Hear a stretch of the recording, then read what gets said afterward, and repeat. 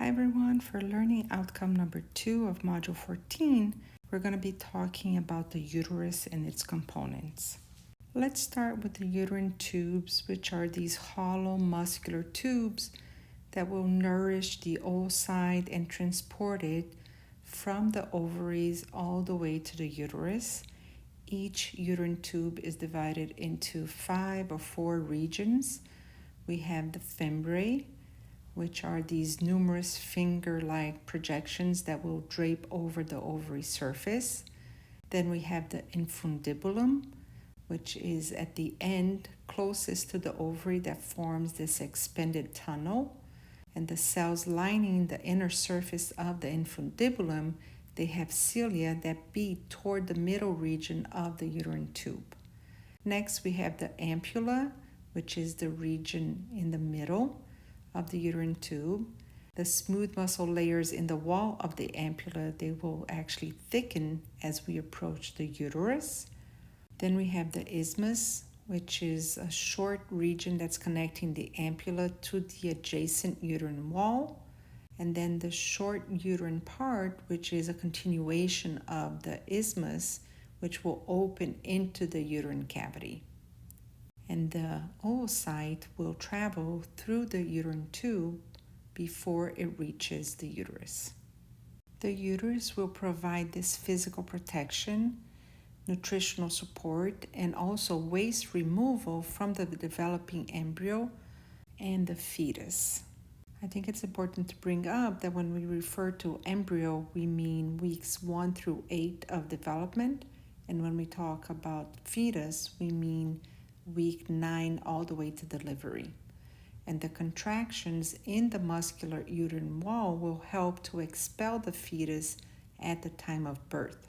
Now, because the uterus is this big structure that will get even bigger, and like I said, it will have to do all these functions with regards to the embryo and the fetus, it will have some ligaments that will be important to stabilize the uterus, especially during pregnancy. So the broad ligament is a large mesentery that's enclosing the ovaries, the uterine tubes, and the uterus. So it's all of this on this model, and it's also this part down here on this other model. The uterosacral ligament, it will extend, like the name says, from the lateral surface of the uterus to the anterior face of the sacrum, and this will prevent the body of the uterus from moving inferiorly and anteriorly. So it holds the uterus back. So if the uterus wants to move forward, the uterosacral ligament will hold it in place. And lastly, we have the round ligaments that will begin at the lateral margins of the uterus, just inferior to the basis of the uterine tube, as we can see it right over here. They will extend anteriorly and pass through the inguinal canal before ending in the external genitalia. So remember that we also had structures in the male that passed through the inguinal canal. Remember what they were called collectively? They were called the spermatic cord, where you had the ductus deferens, and you had arteries and veins for the testicles, you had nerves and lymphatics, all those would pass through the inguinal canal to go down to the testes. And here we have that the round ligaments are the ones that pass through the inguinal canal, and they will end in the external genitalia. Now, these round ligaments, they primarily restrict the posterior movement of the uterus. So if the uterus wants to move backwards posteriorly, then the round ligament are the ones that will hold it in place. Let's talk a little bit about the gross anatomy of the uterus. So the uterus has what we call the uterine body, which is the largest region of the uterus. The fundus is going to be the rounded portion of the body superior to the attachment of the uterine tubes. Remember, we also had a fundus, for example, in the gallbladder and in the stomach. So it's this dead end. So from here, nothing can go further in this direction. Now, the body will end at this constriction that's known as the isthmus of the uterus. So we have one in the uterine tube, and now we have another isthmus in the uterus, which is this narrowing part of the uterus. And the cervix of the uterus is going to be inferior portion extending from the isthmus to the vagina.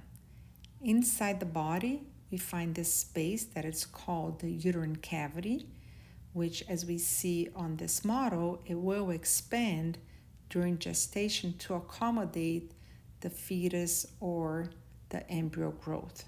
Now, around the cervical muscular wall, there is a narrower opening, which is called the cervical canal.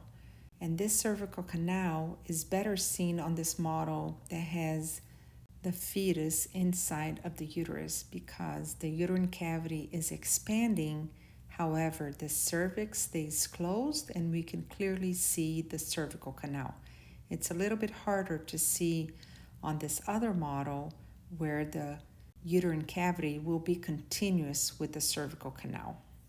Now, in the opening of the cervical canal, which is more specifically called the external os, there will be this viscous mucus feeling that's actually there to prevent the passage of the bacteria from the vagina into the cervical canal. And as ovulation approaches, the mucus becomes more watery, more liquid, and if the mucus does not change in consistency and remains viscous, then sperm will have a difficult time entering the uterus, and this will actually reduce the odds for the successful fertilization.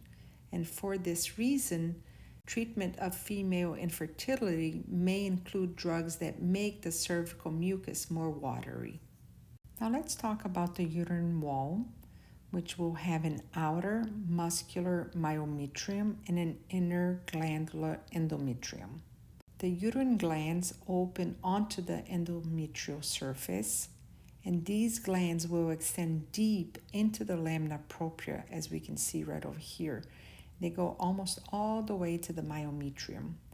And under the influence of estrogen, these uterine glands and blood vessels and endothelial cells, they will change with the various phases of the monthly uterine cycle. And this glandular and vascular tissues of the endometrium, they will support the physical demands of the growing fetus. Now, the myometrium is going to be the thickest portion of the uterine wall. It's going to be composed of 3 layers itself of smooth muscle, which will be important to provide much of the force that's needed to push the fetus out of the uterus into the vagina during delivery. Next, the endometrium, it can be subdivided into what we call an inner functional layer, which is the layer closest to the uterine cavity, and an outer basal layer, which is adjacent to the myometrium. The functional layer will contain most of the uterine glands, and it will contribute most of the endometrial thickness, as we can clearly see from this image. Now, the basal layer will attach the endometrium to the myometrium, and it contains the terminal branches of the tubular glands, as we can see right over here. Now, the structure of the basal layer remains relatively constant over time, but the structure of the functional layer is the one that undergoes these cyclical changes in response to the sexual hormone levels. And these alterations are the ones that will produce the characteristic histological features of the uterine cycle.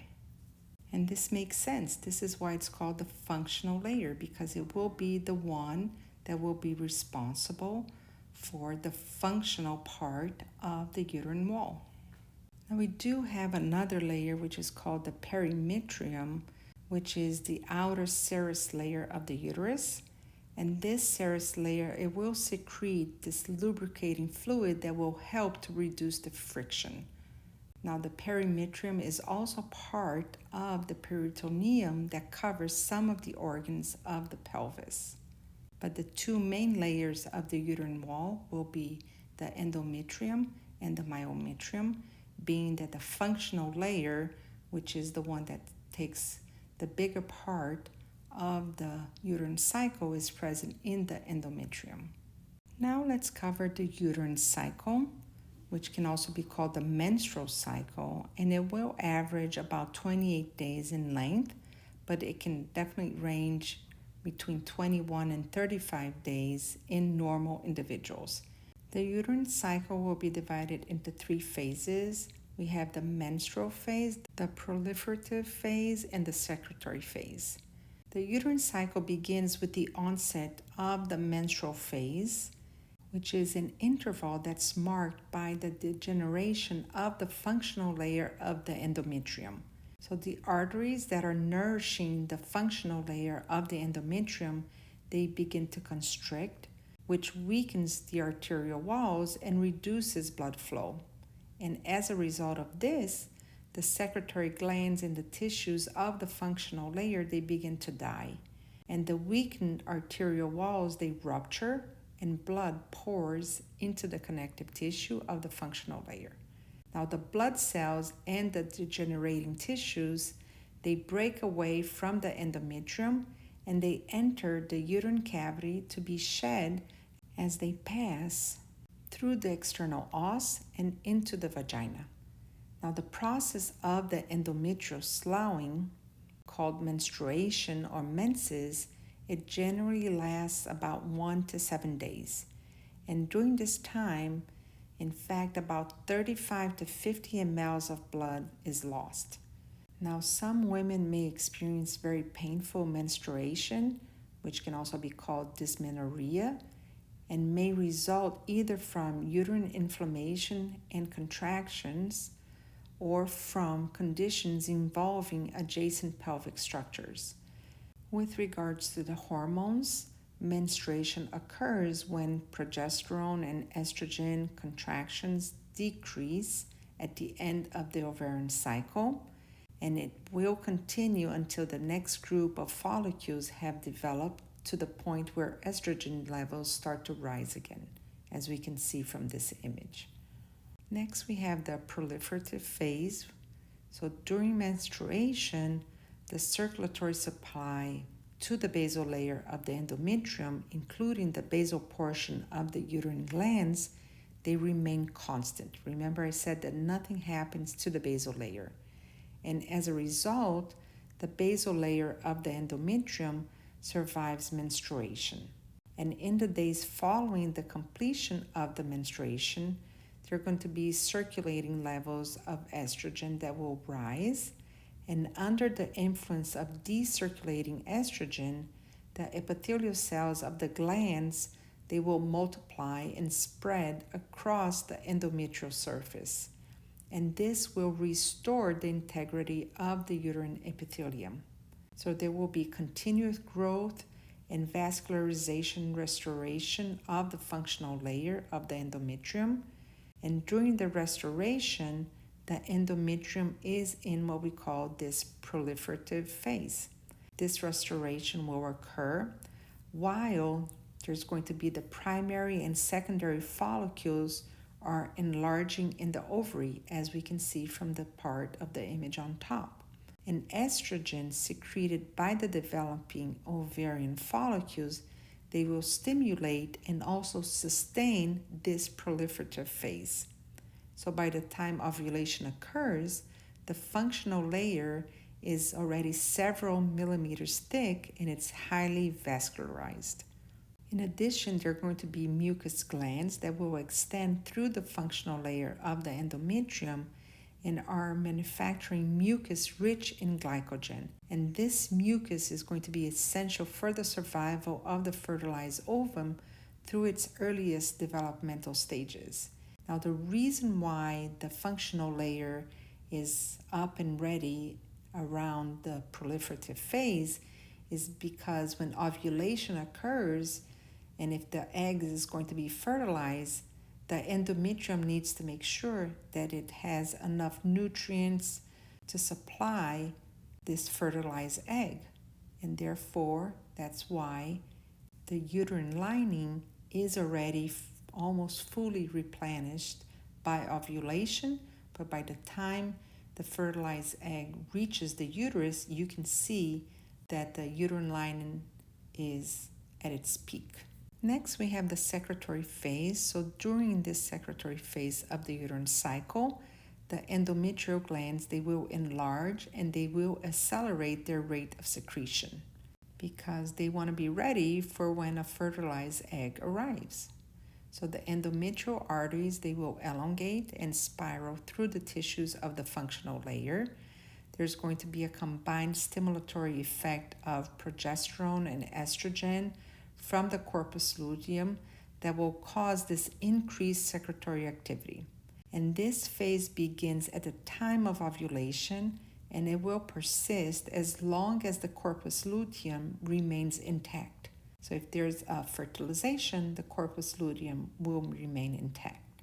Now the endometrium secretory activities, they will peak about 12 days after ovulation, as we can see from this image. And over the next day or two, the glands, they become less active, and the uterine cycle ends as the corpus luteum stops producing stimulatory hormones. So a new cycle then begins with the onset of menstruation and the disintegration of the functional layer. Now the secretory phase usually lasts 14 days, and as a result, the date of ovulation can be determined after the fact by counting backwards 14 days from the first day of menstruation. Now, what will happen to these hormone levels if there is a fertilization of the egg? Therefore, if there is a pregnancy, so progesterone will be the one hormone that will be responsible for maintaining the pregnancy and preparing, for example, the breast for lactation. It will also be responsible for maintaining this thickened uterine lining during the menstrual cycle, as we can see from this image. A couple more terms that's important for you to know. So the first uterine cycle is termed the menarche, and it usually occurs at age 11 or 12. And the cycles continue until age about 45 to 55, when menopause, which is the last uterine cycle, occurs. And between these two events, the uterine cycles are interrupted only by unusual circumstances such as illness or stress or starvation or pregnancy. And irregular uterine cycles are characteristic of the first 2 years after menarche and the last 2 years before menopause. But if none of these events are occurring and your cycle is not consistent, then you should definitely go see a doctor. Not that it can be something serious, but you should get checked.